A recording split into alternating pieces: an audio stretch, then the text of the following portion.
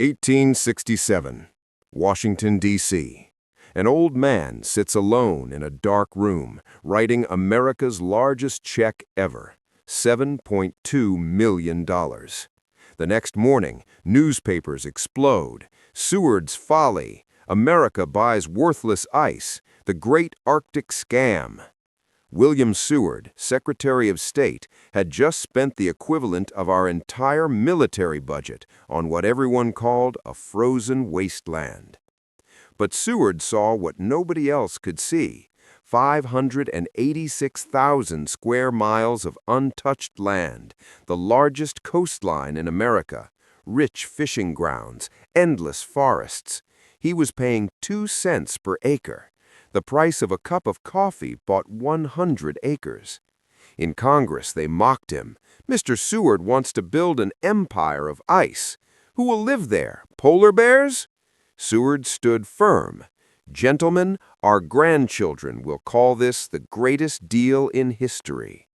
For 30 years, Alaska sat empty. Seward died in shame.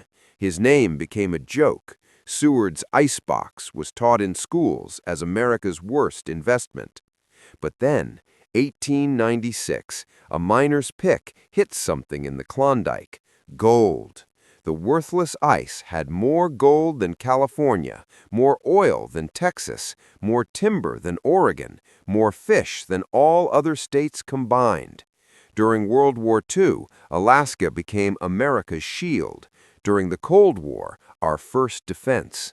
That $7.2 million investment, now worth over $200 billion. Today, Alaska produces 1/3 of America's oil, 50% of our seafood, billions in tourism, strategic military bases.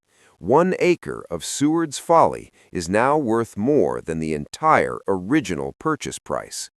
William Seward proved that the greatest investments are the ones everyone laughs at. He bought an empire for pennies because he could see tomorrow, while others only saw today.